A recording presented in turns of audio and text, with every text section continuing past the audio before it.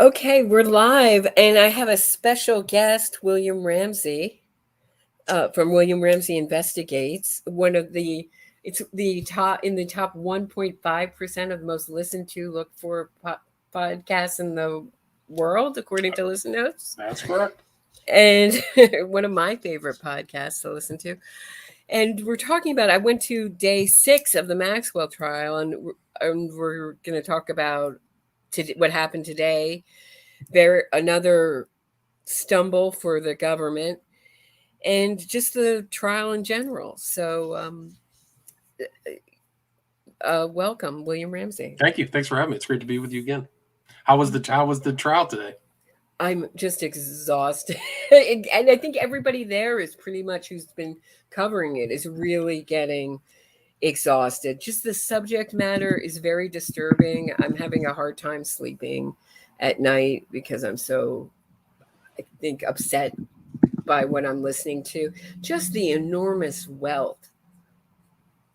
I didn't really take it in. Yes, I knew he lived in the biggest, most expensive house in Manhattan, townhouse in Manhattan, but you don't get it until you start looking at pictures and you're looking at his giant plane and these huge houses in New Mexico, and he's living in this giant double wide trailer while he's updating it, like a whole house that's like shaped like a square that faces the courtyard, so everything faces the court. It's just huge, enormous wealth.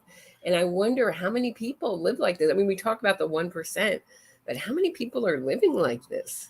It's crazy. 0.01. Yeah. Did they talk about her money yet? Have they talked about how much cash she's got? Well, that did come into evidence today. They had a gentleman from JP Morgan, and they were showing that Epstein was moving these huge sums of cash to Ghislaine. Let me get my notes. Hold on one second. One was to buy a helicopter.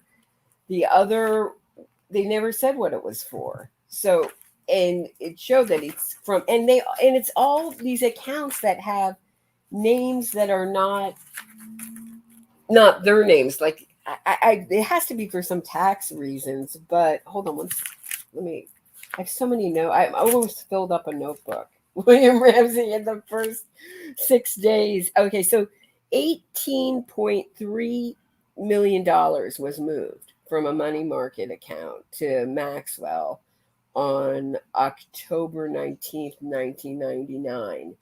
Wow.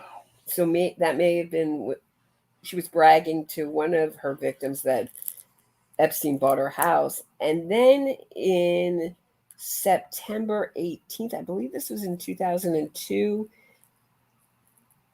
she was given $5 million in, is that right? Wait, hold on. 7.4 million to buy a helicopter.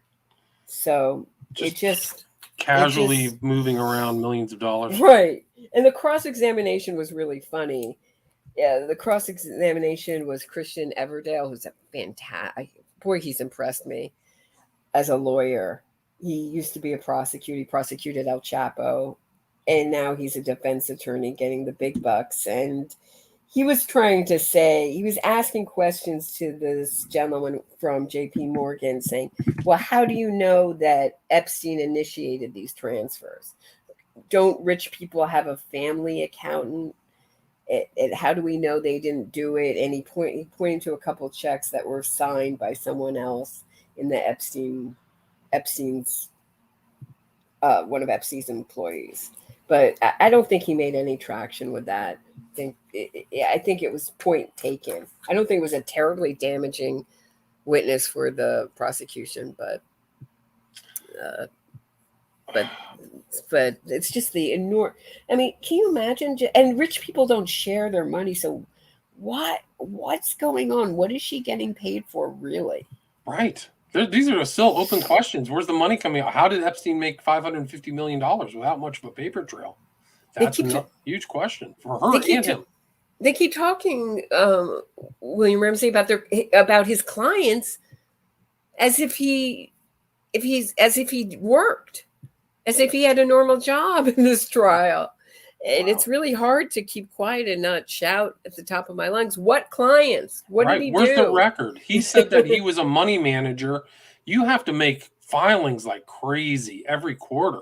Mhm. If you're on whatever it is, you just have to keep filing. There should be tons of paperwork, and there's nothing, not to my knowledge. He's teaching at Spence without a college degree. Spence, which is like, I don't know how to even, very Tony school. Gwyneth Paltrow went there. I mean, just how do you teach there without a college degree?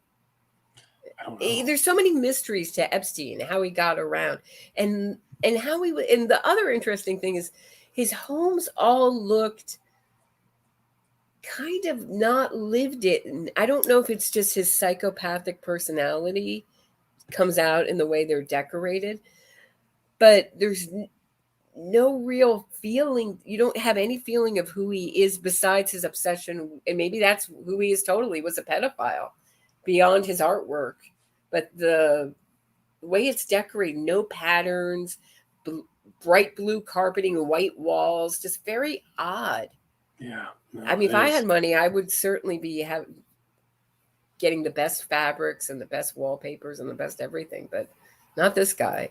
I guess he's kind of, wasn't he born in Queens? I think so. Yeah, his dad was like a freaking maintenance man who cut grass for the municipality. I think in Queens. That's where he came from. So yeah, it doesn't really have that old money kind of look that you'd see in Upper East Side apartments in New York. Yeah, no. It's kind of really fantastic. You get fantastic decorators and fantastic stuff. This stuff is just, and we saw the massage table today. We saw, Wow. Did they bring it in? They used it as a prop, right? Yes. Yeah. That was that Friday? And today they had the FBI agent, Kelly McGuire, who, she wasn't there on the scene, but she worked on the case, and they showed pictures from his townhouse. And there were 3 giant staircases, one the servant staircase. So they had all their servants go up and down the back staircase. Like what are we in that show? What are we thinking of? That show, Downton Abbey? Downton Abbey pedophile style, right, I guess. Yeah. Including, you heard about the book, right? The book that Maxwell wrote for her servants. No, tell me more about that.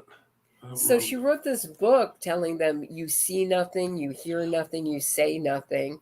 Wow. And when you never talk about your problems to guests, which I guess is good advice if you're a butler or a maid, great. But she also wanted them to say, when the guests thank them, oh, it's my pleasure, I enjoy doing it. And she had this huge list for the butler, Alessi, who testified, and he quit over it. She wanted him to make Epstein's breakfast at 5 a.m., even though they had a personal chef, but the chef liked to sleep in. So if Epstein and Maxwell woke up early, then he would have to make, and they had instructions on how to make this breakfast. They had notepads, personalized notepads of different sizes, and they wanted them different places. But their prized treasure was their phone book. And they had their phone book bound, and they wanted it to the right side of the telephone next to the bed in this room. And in this room next to, they wanted it in special places in the house, specific places. And that was the one that was released, right, by the butler or whatever, the notorious black phone book. Right. The same one, yes. Right, but it was updated all the time. The manual was updated, and I believe this phone book was updated constantly. It looked like their prize if you get it bound, then you probably are, and you're getting your manual updated, you would think that phone book would be updated, right? I would think so. Yearly. But I mean, those contact lists on that phone book is off the charts. I mean, it's really, they had like multiple numbers for the Trump family, and it actually shows an insight of how the 0.001% lit because it showed how many clubs and things he was in. It's kind of not fully secret societies, but very elite access clubs in Switzerland, France, that the average person like, me, I would never even know they existed. But he knew where those elite clubs were and their places all over the world. They're listed in that book. It's really something else. It's incredible. I'm just blown away. Just blown away. Every day I'm in court with just the wealth. The wealth is outrageous. And why is no reporter trying to track this story down, how he made his money? Right. It is interesting. It is interesting. And one of the other things about Epstein, you can kind of tell, even him and Weinstein here, is how uncoiffed their suit is. His little fake military suit. You can just see even on the cuffs there, they're not tailored. Like it's almost like he's play acting. But yeah. Well, speaking of costumes came into play in court today, where there's 4 victims testifying. Whoop. Okay. I'm going to put another one on. Okay, great. We'll put a. I'm going to see Sierra Trump. Great, thanks. There's the Trumpster. If you can hit that. Yeah, he may be in a Mossad asset. We just don't know. We don't know. Yeah. Can you allow that picture? Yeah, I'm going to add it right now. There we go. Unbelievable. And so the victim Kate today talked about how Maxwell would talk about knowing Trump and all the famous people that she knew. And Trump was mentioned. Prince Andrew was mentioned today. And this is a British woman that I believe she met Epstein and Maxwell in Paris. I may be wrong. At 17, and they flew her to the Palm Beach house. And while at the Palm Beach house, Maxwell put a schoolgirl outfit in her room. And she said, "What is this?" And Maxwell said, "Well, I thought it would be fun for you to dress up for Jeffrey and bring him this tray dressed up in a schoolgirl outfit."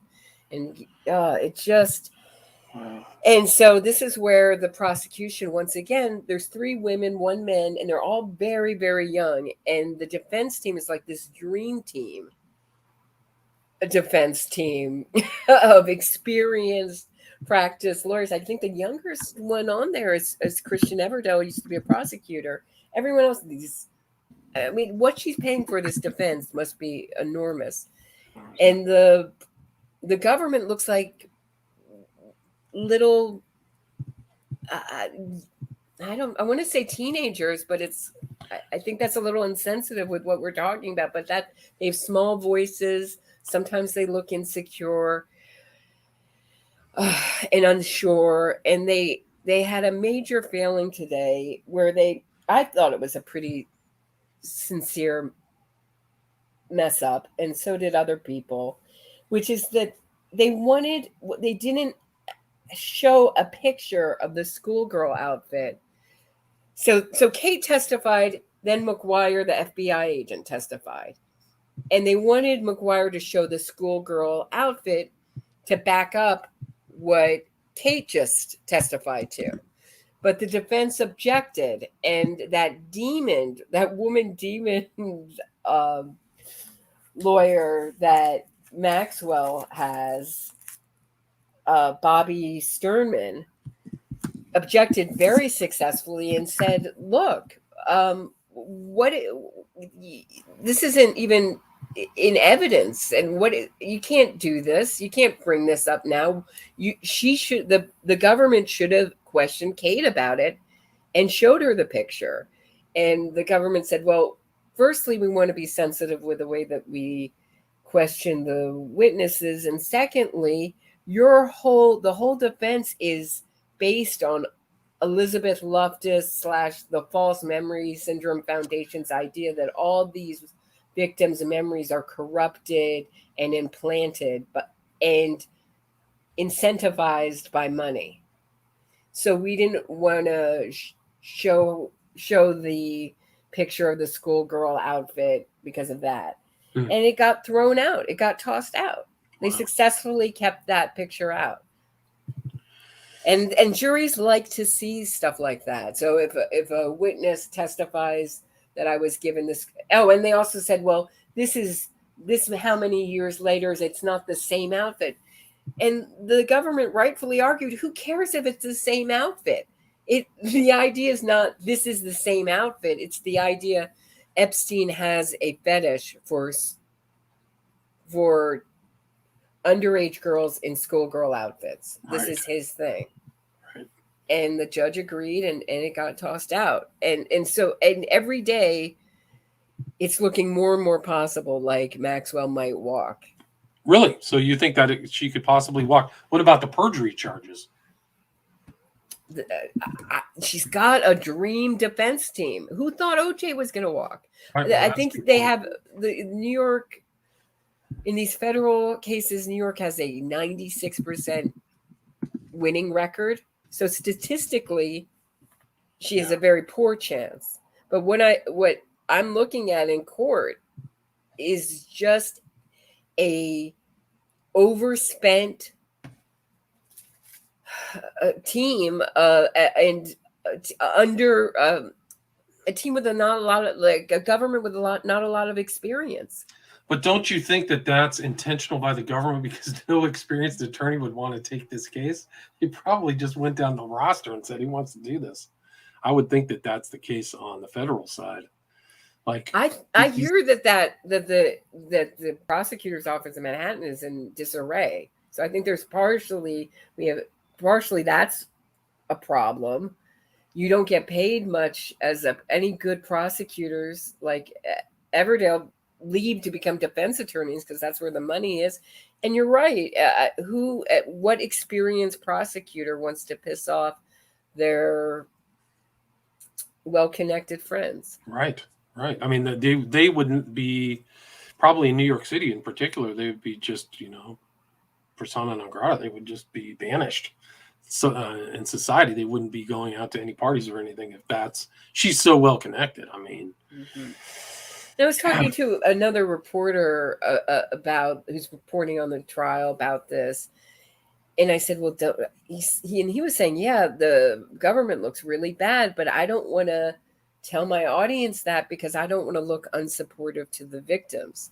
The reason I'm telling my audience is that A, because I'd like to report accurately, and B, if Maxwell walks, it will not be a conspiracy.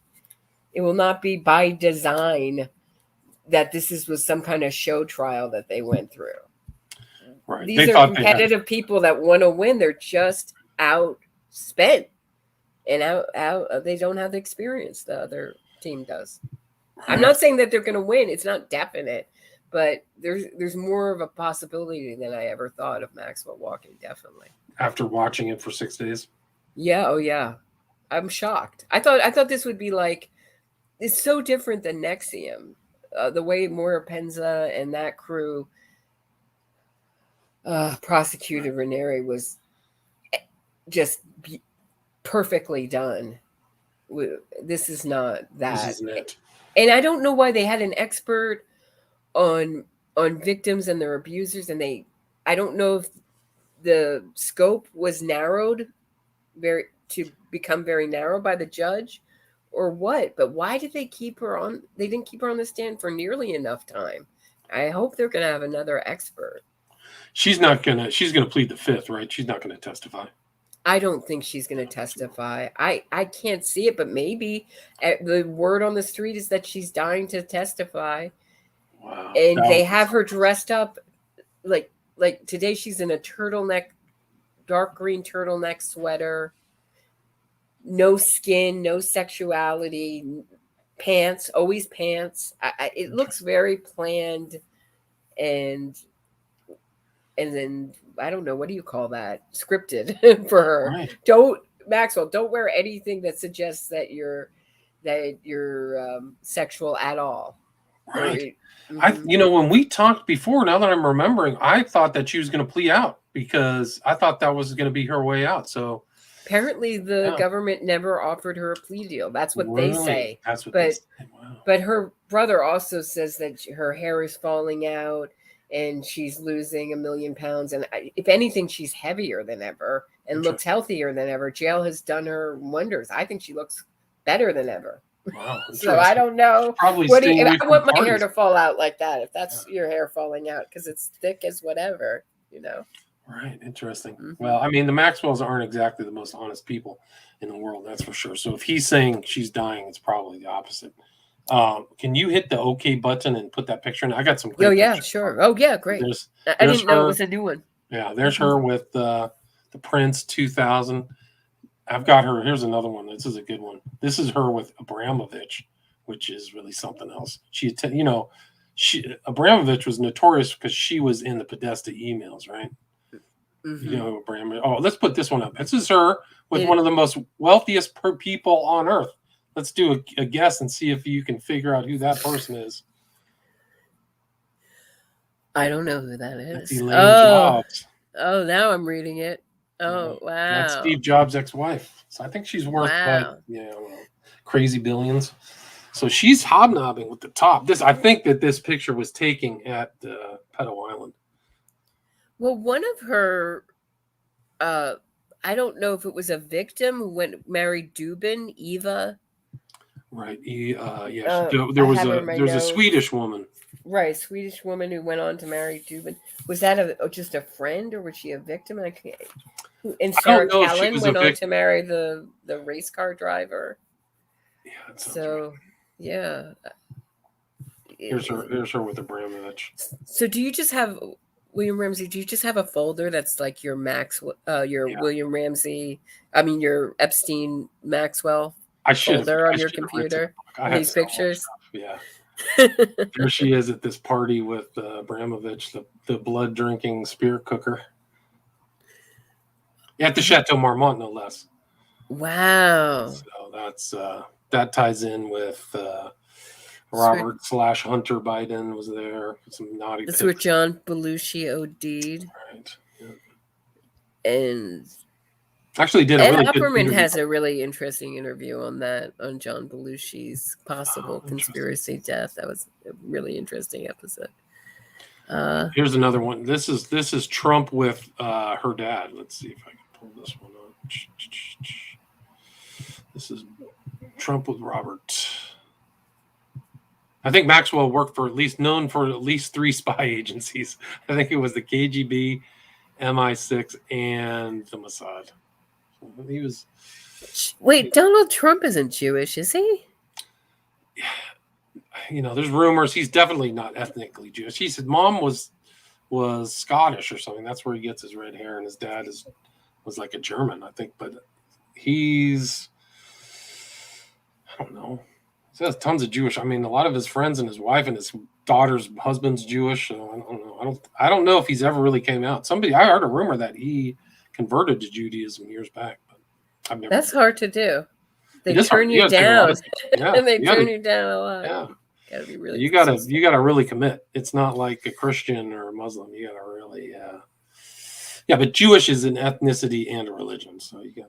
I don't think he's definitely ethnically. I don't think he's Jewish. Which is another interesting thing. Do you think that this is bringing out a lot of Jew hatred? This story. Yeah, I think so.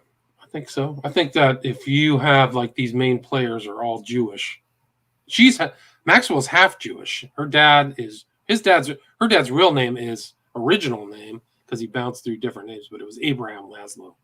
And he was born I think in present day Czechoslovakia.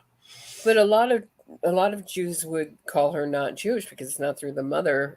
I talked about this last week, and same with me. I mean, I was raised Quaker, but I consider myself ethnically Jewish, even though my mother is only half Jewish. But Elaine is half French. She's French Huguenot. Right? Your mother has to be a lot of Jews believe you have to be totally Jewish. So, but through your mother's side. Right, so, matrilineal, right? So it's not fractional, it's matrilineal, but you can be an Israeli if matrilineal goes back 4 generations, you can become an Israeli. It's just so funny the caption here, Jewish mobster Donald Trump. I wouldn't call him a Jew, but yeah. I mean, he's definitely. you couldn't call him an anti-Semite because so many people in his circle are Jewish. His son-in-law, and all those people. But I was asking my mom, why are there all these men who are Jewish who have this perv problem? I don't know what else to call it without getting banned on YouTube. Yeah, we've got Woody Allen, we've got Epstein, Weinstein. Kick these guys out of the Jews. They're giving us a bad name. It just seems to be a problem. Al Goldstein, Screw Magazine. I mean, just got like a history. Lots of Jews in pornography, I think. Right, lots of Jewish, Jewish men out of the scene. Ron Jeremy was Jewish. Ron Jeremy. Maxwell was no saint either. Lots of prostitutes, apparently. Yeah, and that's the thing that they really hammered home in court today was Maxwell's, and they did this well. Who when you first saw Epstein naked, who was in the room with you? Ghislaine Maxwell.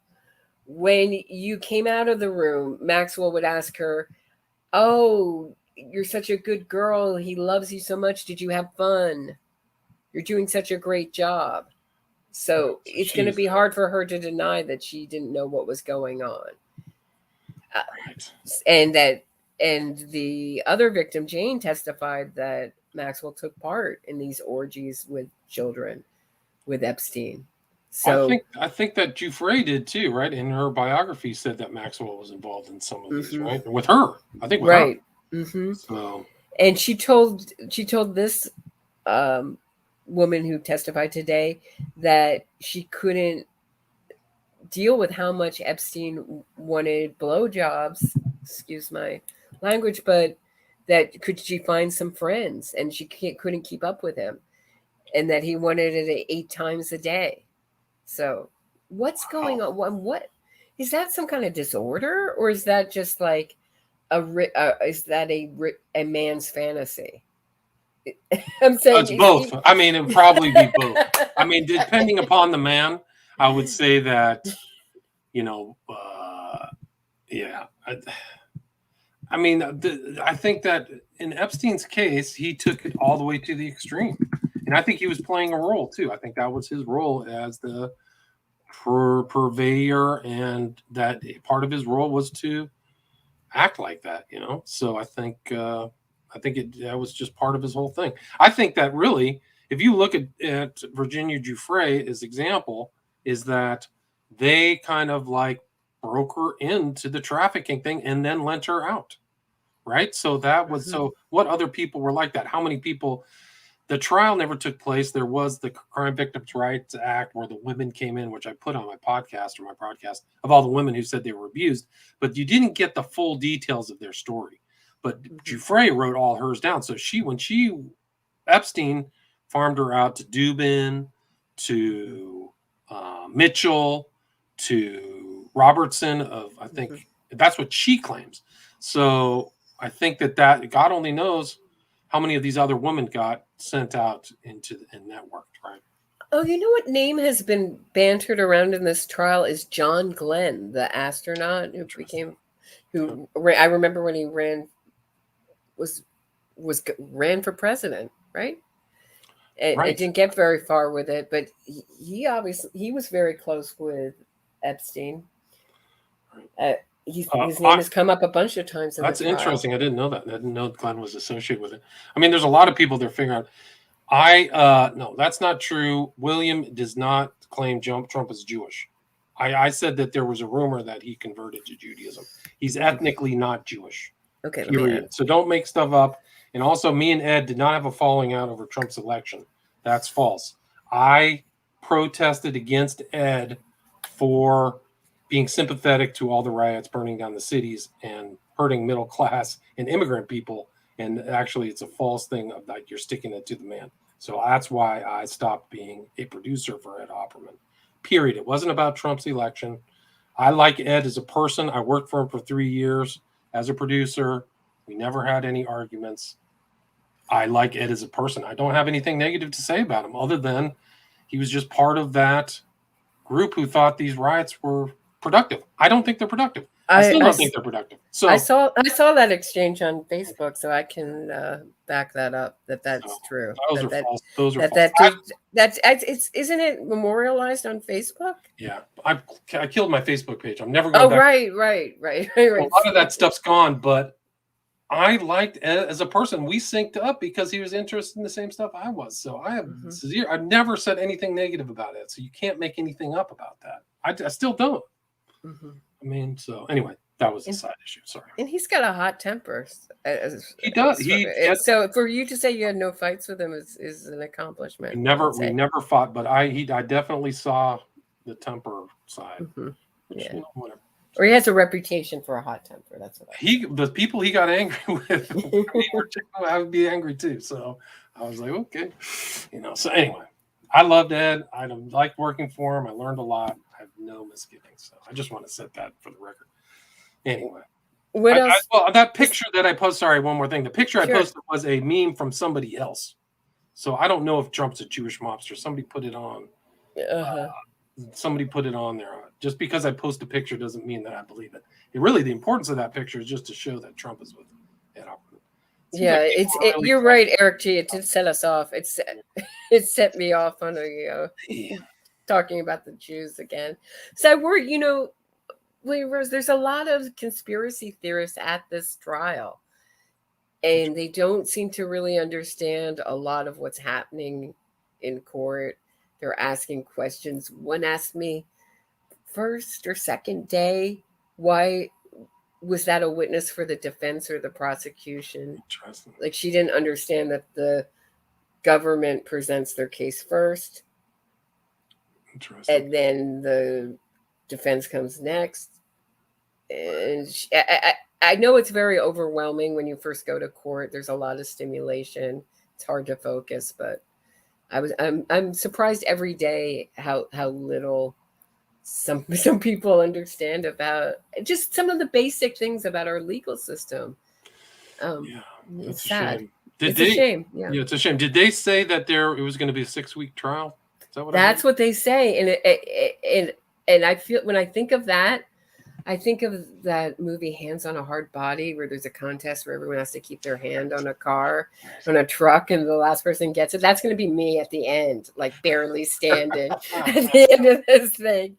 Because this has been grueling. It's hard to get down there, just where I'm located and where the courthouse is, far away, and it's a lot. It's a lot. Yeah. Well, you're doing an important service because it is curious that they're not allowed. I mean, New York doesn't allow the filming, but it's such an important case. This case is really something else. This criminal case. It is, and it's sad to see. Every day I go there, there's less cameras, less reporters, so it just starts to dwindle. At first, there were people there Sunday night. It was freezing, and that area is near the water. It's particularly cold, and they waited all night to get into this trial. I can't think of another trial in Manhattan like this. The R. Kelly trial in Brooklyn was like, I don't think the public cared about that. Interesting. I am going to talk with one of interested. I'm talking one of R. Kelly's victims tomorrow. Oh, I can't wait for that Lizette episode. Martinez, yes. That's going to be awesome. Jane Doe number 9. See, what's up with these guys that the truth about R. Kelly was around forever? What's up with these guys who do all this in plain sight, like Epstein, like R. Kelly, and only when there's public pressure and public outcry does the law come down? Do they get indicted? So true. Very true. I mean, R. Kelly was he was doing that stuff for 20 years, a long time. Super abusive too. I mean, wow. Child pornography, just some of the stories in her book is, not good. All that was public, though. Chappelle was doing skits on R. Kelly and his right, the urine stuff. Yeah, that was there, but there was forced sex acts in front of his squad, in front of his entourage thing. It was depraved and cruel what he did to those girls. But I knew that. How do I know that this guy is a pedophile? years ago. How does it come? And the law enforcement doesn't?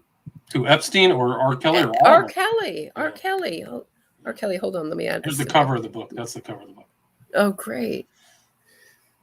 Yeah, that's a tough read. And you notice we can talk about the documentaries too, because this is a whole nother story. But like she, unfortunately, they kind of the victims kind of got worked by the documentary makers too. So.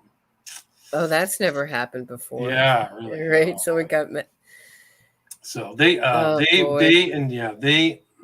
did you see Surviving R. Kelly?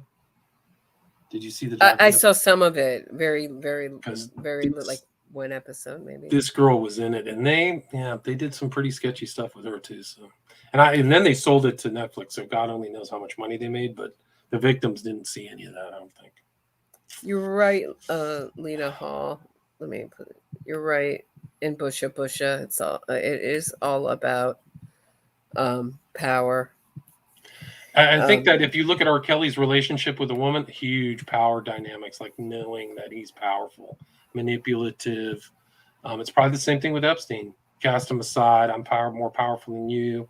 I can manipulate you, and then when I'm done, you're gone, and I just move on. Every conquest augments my feelings of superiority. Mm-hmm. That's the psychology of it. That's what I think it is. So it's probably the same. You kind of get the same vibe from Ghislaine. You know, I'm arrogant. I'm smarter. I'm best educated. Her lawyer friend is there every day. Her brother's there, and her sister was there every day behind her in the front row. Interesting. Which sister is it? The one married to Melina? I don't know. She was in red today. The one that's a tech sister, right? Is that the one? I'm not sure. You know the story behind her, though, right? No, tell me. Okay, she married this guy, the son of a guy named Frederick Molina, who was one of the original Suicide Squad members with Jack Parsons and Foreman. So it was three of them. Foreman, Parsons, and Molina. Molina's son married her.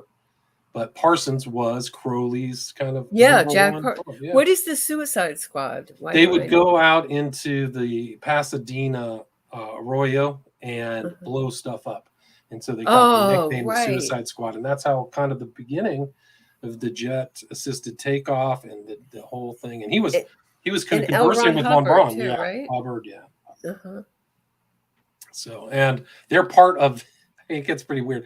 I think Epstein was part of something called the Santa Fe Institute, which was kind of like an elite kind of the Monterey squad where people get together, smart, intelligent people. And it was kind of like a think tank, but there at the Santa Fe Institute was a huge monolith, like an occult monolith from 2001. So they're carrying on this tradition from Kubrick and Clark. It's really crazy. The monolith is super occultic. Oh, wow. That's the monolith, the way that it was designed, Clark designed it, was to make sure it was 11 feet tall in its dimension. So it was like the number of magic and the number of the new world order, kind of the new aeon. So it was a symbolic representation of cult ideas. And that's why it's in 2001. So the people who are watching 2001, it's hard to decipher, but if you're an initiate, it's easier. Okay. Roberta and Ed, I think you mean William Ramsey. Yeah. I really want to know if you believe the children in the Hampstead SRA case. I have not heard you talk about it personally. I do believe them. And my view of the world has gotten darker. Do you want to go first on that one? I did a full show on it. I broke it down, and the whole thing is a farce. There's no truth into that. The two kids were manipulated. There was never a court case. They don't have testimony. It's a difference of a statement getting hit in the face by a spoon by a known conniver with a long court record. And they fled and were never, I think that they're still on the lam. So I'm sorry. They say the mom passed. They always throw that out there. The mom passed a lie detector test. Is that true? I don't know that. I'd have to go back and look at that. But there are recordings of the mother. There's no actual third-party verification. That's what's very important about the case. So everything that the two kids said, there's no third-party verification. And the so-called sexual abuse was iffy and should have been very obvious if they were being gang raped by 50 people at a time. So there should have been very clear and very obvious I mean, I'm not a doctor of medicine, but if they were being gang raped all week long and there was weird parties at the pool and McDonald's, there would have been obvious signs of sexual activity, which was never found.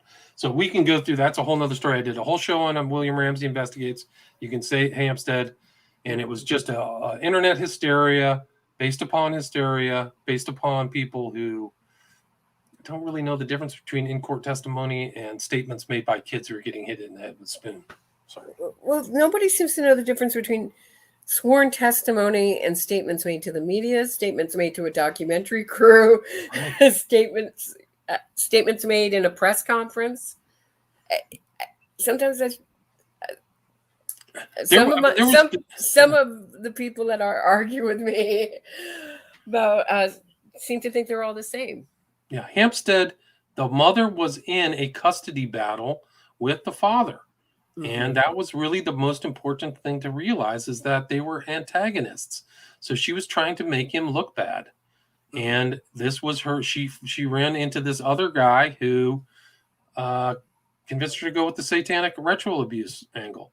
And it doesn't mean if I believe this case is fake that I don't believe in SRA. I don't think SRA is that common. But guys, these kids, their stories that there was heads being shipped by DHS and by babies being shipped by DSF. That seems reasonable to you. And if you think that 50 people can rape kids and leave no evidence, and that the whole of Hampstead, there's no third-party verification. Was in on it. The whole school was in on it. There wasn't one person who wasn't. There wasn't one person who said, "Hey, no, thanks, I'm leaving." And also, but I think what the ex-husband father did so well was I think he's probably a kind of weird person himself. That BBC interview was so odd. So I think he forwarded the mother's agenda without wanting to. And here's the other thing that she could never have. She lived with the guy, had sex with him enough to have 2 kids, but she could not come up with one thing that he ever did with verification. Like, she never took a picture. She couldn't say what occult books he had. They couldn't say anybody else who was involved with him. She just had these vague stories. And it collapsed, and they ran for it. I think that the boyfriend is still in Morocco. And I don't know where, I think they were on the run. And there was another piece of information which was very important to that case, which is they were telling the story, and a cop who was a professional, like a policeman, recorded that. I can't remember the name of it, but he was asking questions, and their story, and I think she specifically said, like, is this going to help my court case? Wow. No. So anyway. What was I going to ask you about? I don't know.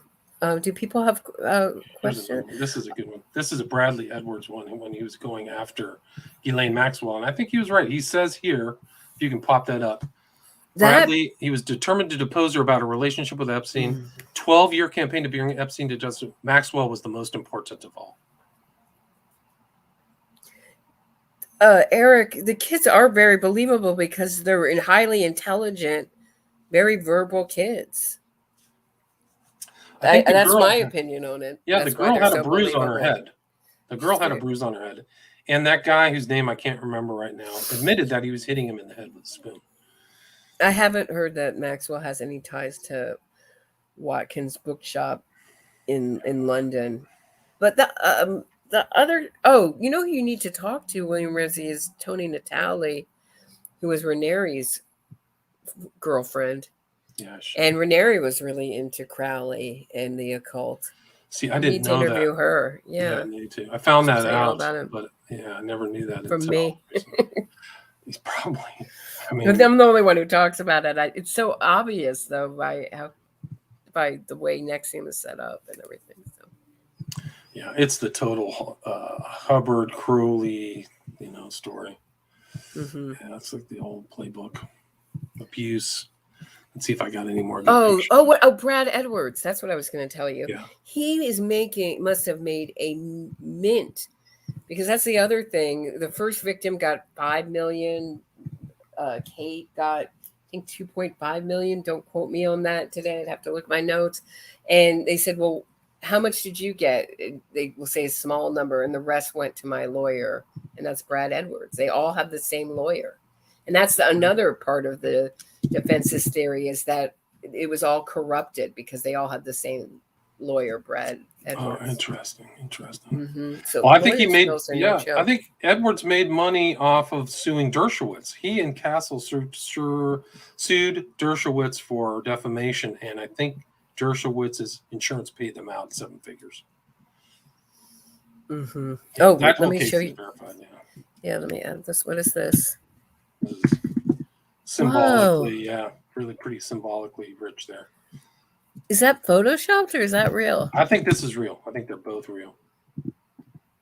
Wow.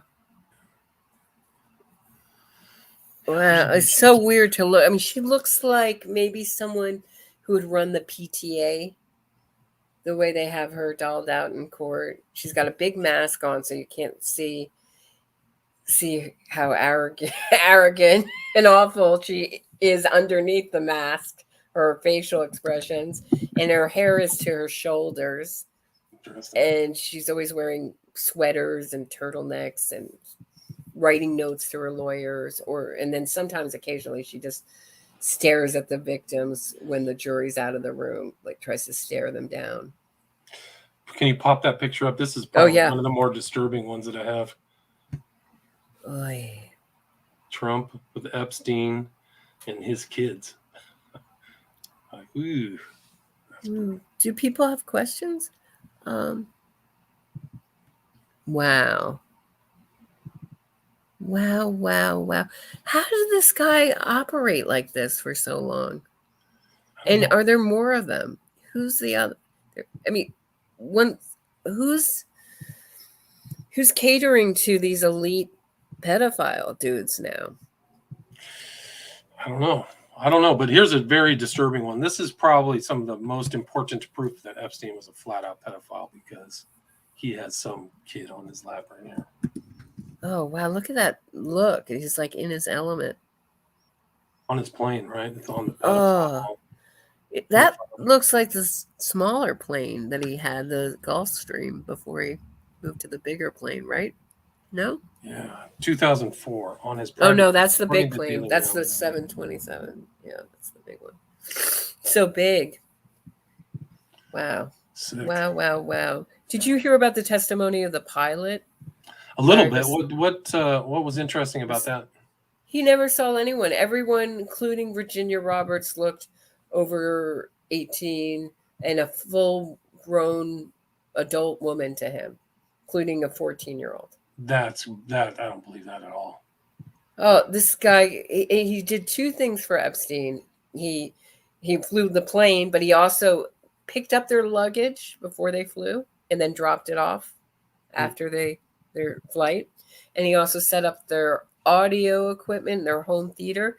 So was this guy also involved in the hidden cameras in his houses? Is what I was thinking about. And the other thing is that Epstein just gifted him a whole bunch of property on his New Mexico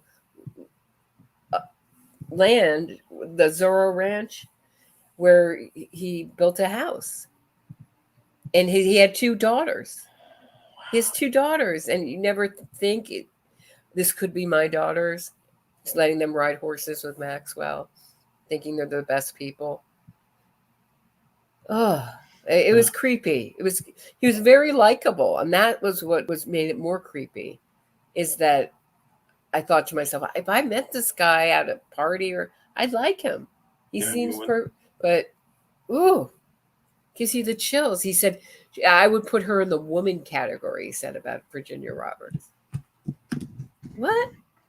She did not look like a woman to me. In the pictures I saw of her with Prince Andrew, she did not look like that. She looked like a little girl, like a 16-year-old, 17-year-old. They would take their victims to Victoria's Secret to buy white cotton underwear, like that you would wear that a 12 or 13 or even younger girl would wear. That's what he was into. And he was abused. I mean, according to her, there was a lot of BDSM stuff going on with another hard person that she talked about. That's interesting because that's what Alessi said. He said there was a thing for yoga where you hung from the ceiling. That's what he called it in the Florida home, Palm Beach home. And I thought to myself, is that for yoga or is that because Jane testified that she would tell Epstein that it hurt and he would keep doing it. So there must have been a real sadistic streak in him beyond his normal masochism. Yeah, no, I mean, and she says it was like really demeaning and degrading and brutal, like ball gags and stuff. Yeah. So here's a picture. This is the quote where Epstein is working for the government, the FBI here. Let's see. Okay. So I can pull. Oh, hold on 1 second. So that's the FBI 2008. Agent advised the writer that Epstein is currently being prosecuted by the state of Florida and is complying with all conditions of his plea with the state of Florida. Epstein has also provided information to the FBI as agreed upon. Case agent is advised that no federal prosecution will occur in this matter as long as Epstein continues to uphold his agreement with the state of Florida. No forfeiture assistance, right? So. Robert Gilman. Wow, that is amazing. That's an amazing. Wow, I've never seen that before. Do you have any thoughts on Wexner, his grip on Columbus, Ohio, and the possible reasons behind the Wexner Art Center shooter of 2015? I don't know who the Wexner Art Center shooter is. Who's that? I don't know, but do you have any thoughts on Wexner and why he hasn't been indicted? I don't know. I mean, it seems like he was part of something like, like a RICO act if they decided to do RICO, because he was the one who bought the mansion. It was his money that bought the mansion in Manhattan where a lot of abuse happened. So you think, something he might have some criminal liability, but that never happened. Do you believe that they were lovers, Wexner and Epstein? I never heard that. So Wexner is having sex with Epstein? The only other person I know who bought a house or gave a house to an apartment or a house to someone is Oprah and Gail's penthouse. Right. So, I mean, that rumor continues. So I don't know. Rich people don't give their friends gifts like this. A car. They gave him a Cobra car, special kind of car. Right. But I mean, I think he's part of the mega group. The mega group has all kinds of intel ties. So if you look at it as a big intel operation, it makes perfect sense. That's what I think too, but I can't prove it. So it's just frustrating to me. I mean, her pedigree is intel. So yeah, definitely. I mean, she fits the profile very well. Very sophisticated, networked, educated, cultured. If he was protected in this document, what happened to Maxwell? Wouldn't they want to protect her and not prosecute her? Well, she supposedly is covered by the non-prosecution agreement, right? In Florida, but Florida. Why is she being federally prosecuted in New York? If she's intel, is there? If there's so much public demand, do they just say probably fall on your sword? Yeah, I mean, but she has those perjury statements are after the NPA, right? So I think those were 2016, 2017. Mm-hmm. And then I think the earlier charges are like back in the 90s, right? Mm-hmm. I mean, it is weird. It is strange that they don't have anything new on her, but no, it's a very limited period of time, about 10 years. So what about that ritualistic looking sundial? Says Dystopian Deep Dives. That is odd. There's some weird statuaries too. I can show a couple pictures. Here's a weird one with cloak. This is supposedly at the Pedo Island, Little St. James or whatever it is. You seen this before? Dershowitz says 16-year-old is a better age. I know. I thought it was even younger. One fodder unit. I thought he was arguing for something even younger in an article. Right. You and I talked about that. Didn't he Wasn't say it that? 13? Yeah, I think he was saying something like 13. And he also said that snuff films should be legal. That's right. And that you can watch on YouTube on what's his name who did that show? He's it was that Buckley, weird accent. William Buckley. Yeah, weird accent. Yeah, William Buckley Jr. Yeah. Yeah, as we're talking about Dershowitz, you want to see the ransom affidavit? Copy that. Let's pull it up. There's number one. I could do this all day. Yeah, it's a good one. This is just a deep dive. Have you read those Reddit posts from a gentleman who said he worked on the island? Yeah, I've heard of that. Yeah, they're non-verified. Yeah, but do you think they're true, or do you think they're a hoax? I don't know. I couldn't verify that, but this one's interesting because it involves Ghislaine. During one of my visits to the island, I met Ghislaine Maxwell. Watching her interact with the other girls on the island, it became clear to me that she recruited all or many of them to the island. This is from 2019, by the way. This is signed August 4th, 2019.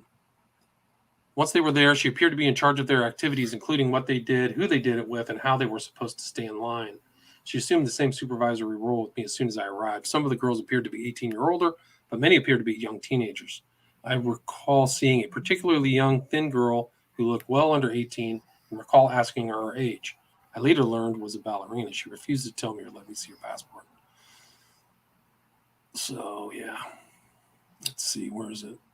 Alan Dershowitz. Among the people he lent me was his friend. See, so you go through Jeffrey and then he hands it out.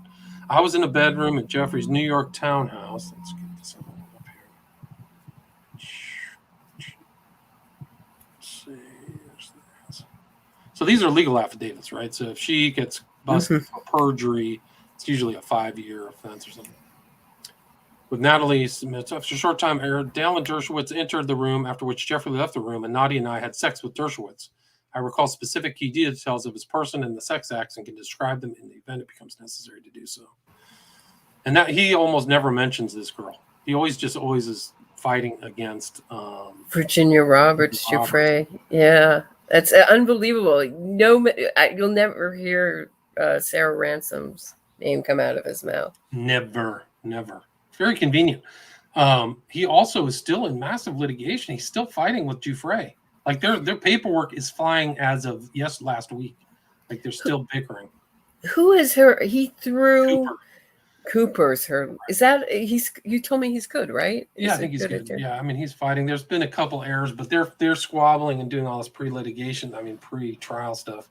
But what happened was her original lawyer was Boyes from Boyes Schiller Flexner, right? Who one of the attorneys handled her earlier case. So Boyes was going up against Dershowitz, and they have their own individual suit. And he was talking to him because I think it was something Dershowitz talked with Boyes, because he was a party to a separate suit. He cannot represent Giuffre, so Giuffre had to get a new lawyer.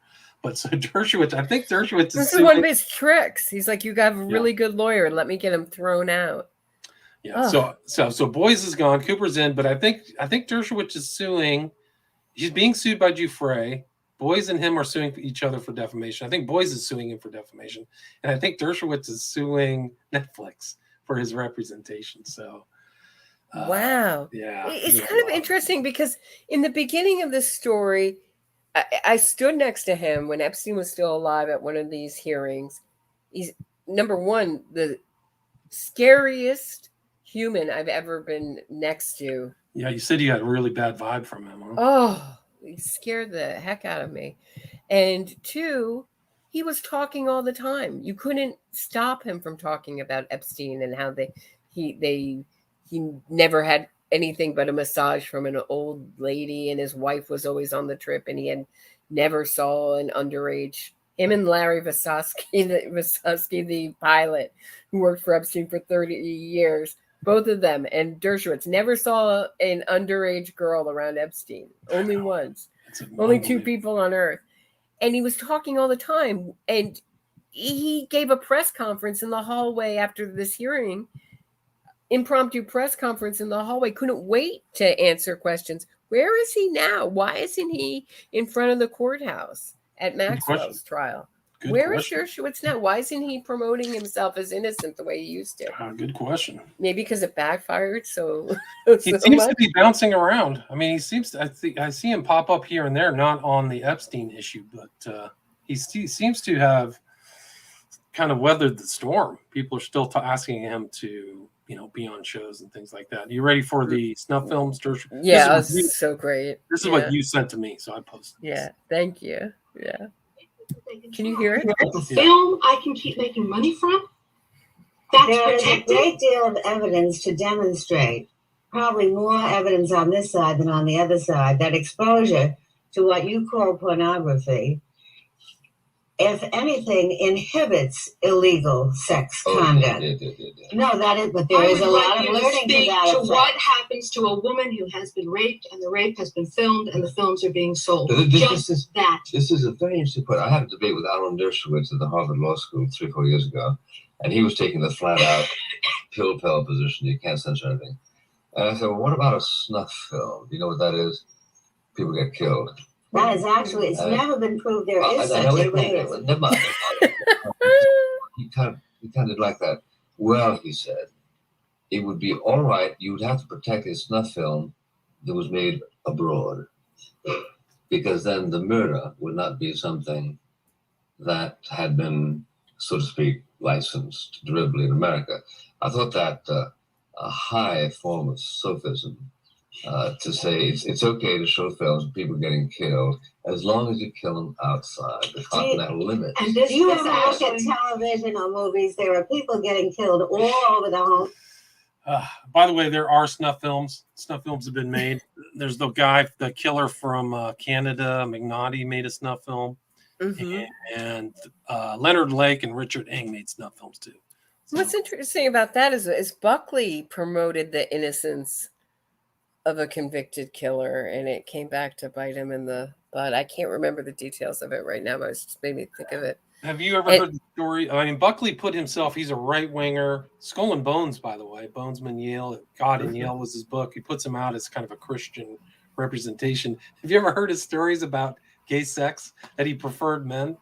And he would interject in his soliloquy, or his pontifications. I hate his style. Like, it's overly verbose, but he would integrate into his, long kind of Byzantine statements about the gay sex with the guy he had last night. So he would reference the dude in his statements, and only he and the dude would know. Does that make sense? Buckley Jr. that you're talking about? That guy right there, yeah. Wow. And didn't his child write a memoir about growing up with that he was heavily into, like, Valley of the Dolls, sort of like heavily into pills? I'm pretty sure, like maybe like 5-10 years ago, something like that. I asked earlier about who is the new kind of trafficking person. If you can pop this up. This girl on the far right, that's Bono, Dennis Hopper. That's a Crowley connected guy. Dennis Hopper and Sean Penn. This girl on the right, her name is Sinella Jenkins. I don't know what her original name, but she was from Yugoslavia, and there's been allegations. She wrote a book called Room 23. 23 is kind of an illuminated number, but apparently she has a lot of allegedly has a lot of connections with women who some of these men might like. That's a way to put it. Do you mean underage girls, children? I'm just saying women in general. I'm not going into specifics. Okay. I'm saying that's a rumor. But she apparently is very well, and you can look up Sinella Jenkins, and she's something else. Well, my friend was a Heidi Fleiss girl before she got busted. Oh, really? So it was the most humiliating time in her life. And she said that most of the men really just want to humiliate and insult you.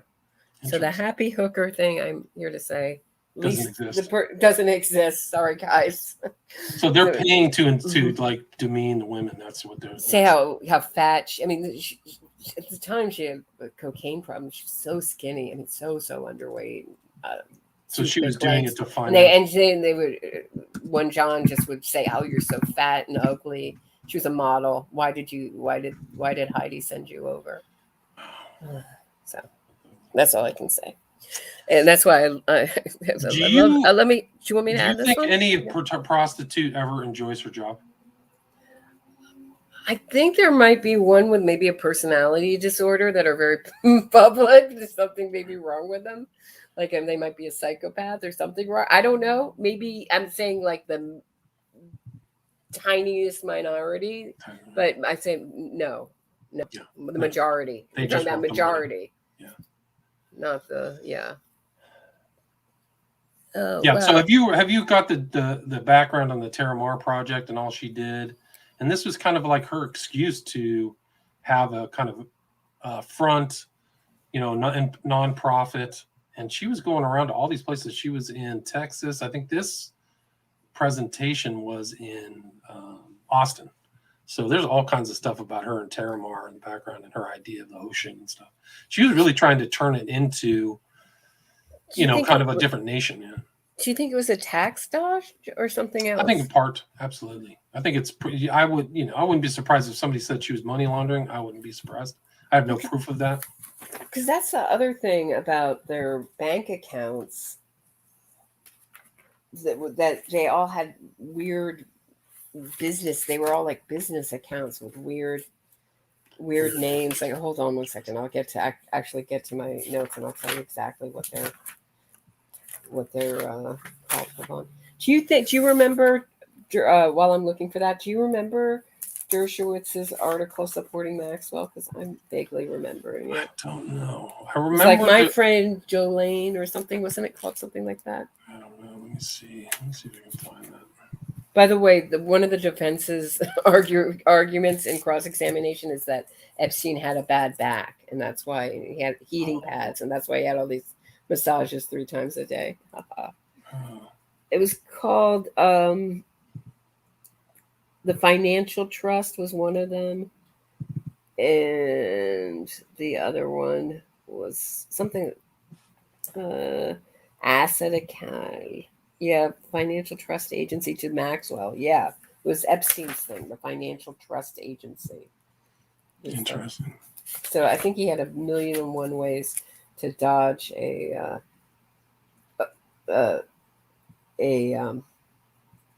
taxes. It would make sense, definitely. Mm-hmm. Yeah, I mean, there's. I'm trying to find this. Let's see. Oh yeah, and Jolene had Air Jolene Inc. for her helicopter. She had her own business Air for the helicopter. Interesting. Yeah. So I'm trying to pull my Dershowitz stuff up here. Let's see. Oh please, I've got Virginia Roberts and what did Maria Farmer say? I forgot. She popped up in this? Let's see. Annie's going to testify under her. She's the only victim testifying under her own name. Wow. Mm-hmm. Her sister Annie Farmer. This is what Maria Farmer wrote in 2019. I've struggled throughout my life as a direct result of Epstein and Maxwell's actions against me, and my hope is they will be held accountable for their crimes. While I'm still afraid, I'm coming forward because I think it is so important to do so. So she got threatened, according to her affidavit. Yeah. The way that this defense attorney, there's 2 women, Laura Menninger, and she's very aggressive, and Bobby Sternheim are very aggressive with these victims, and they choose the women to cross-examine them as if that's going to play better for the jury. But they just brought up things. You had a drug addiction. Well, who wouldn't have a drug addiction if you're abused by Epstein and Maxwell through this experience? I bet they all wouldn't, right? Yeah. And she used the word millinery shop. Talking about hat makers. And I thought, who on the jury is going to know what that word means today? She's an older woman. I thought, wow, way to play to the jury. She's very, very aggressive and unpleasant. I have a very negative reaction. I think I called one of my episodes, Maxwell's lawyer is a demon from hell. Because her opening statement was so awful. She's just unpleasant and aggressive. But she she got the schoolgirl outfit thrown out, so good for her. Hey, it's good lawyering. And you know that if Maxwell loses, you know that she's gonna argue inefficient assistant counsel. She's gonna be the biggest joke in the world. Do you have your Dershowitz stuff? I don't know. I mean, I don't really have that much more. I was looking for kind of his stuff. We went through a lot of that. I was looking through our notes from our older conversation about Dershowitz. So I can repeat that, but people can go back and look to that talk. But we've done an hour and 10 minutes. You sure you don't want to do an hour and 10 minutes more? I mean, we can. You just Giuffre mentions him in her biography, Dershowitz. He's already made a statement to the government. You know, I don't know. Then they're suing that. I mean, you can go look up Giuffre versus Dershowitz. They're spending a lot of time and effort on that court case, so that'll be interesting to see how that washes out concurrently with Maxwell. And everyone who's lived on planet Earth for more than 5-10 years looks at a Dershowitz interview and sees how guilty he is. It's just so obvious. But I mean, his excuses aren't really believable in my opinion. Aren't believable. The tone, the aggressiveness, the ridiculous excuses, just everything. It's just like Liar's Handbook. Okay, well, William Ramsey, thank you so much for doing this with me. I really appreciate it. Always great to talk with you. And I'll be back tomorrow at 6:30 to give you an update on Tuesday. Yeah, good luck. You need to go get like one of those 5-hour energy shots or something, like a big old. Would they let you bring? Where's Dr. Jacobson when you need him? Yeah, really. Unfortunately, he's dead. But Dr. Feelgood. Yeah, that's what he was called, Dr. Feelgood. But that's what his name was. Yeah. Yeah. Keep those notes. Keep those notes. I will. I'm going through it. It will be notebooks. I'm almost done an entire notebook. Just 6 days in. So, all right. Thanks so much, guys. All right. Take care. All right. Bye.